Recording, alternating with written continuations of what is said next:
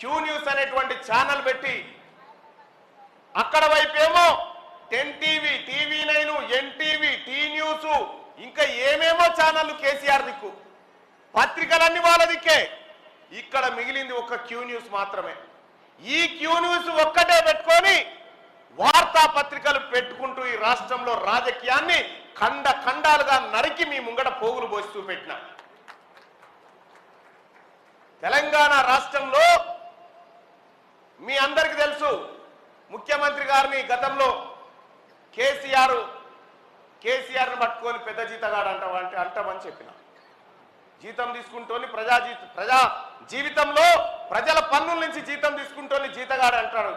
ఇప్పుడు కూడా చెప్తా ఉన్నారు, రేపు పొద్దుగాల తీన్మార్ మల్లన్న గెలిచినా ప్రజల జీతగాడే అవుతాడు తప్ప ఓనర్ గాడు.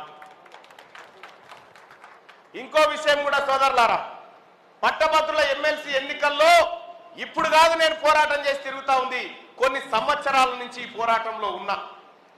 ఆ రోజు కూడా కొద్ది తేడాలో ఓడిపోవడం జరిగింది. అది కూడా పల్లా రాజేశ్వర్ రెడ్డి బోగస్ ఓట్లు, దొంగ ఓట్ల ద్వారా గెలిచిండు తప్ప ఆయన నికార్సుగా గెలిచినటువంటి మనిషి కాదు.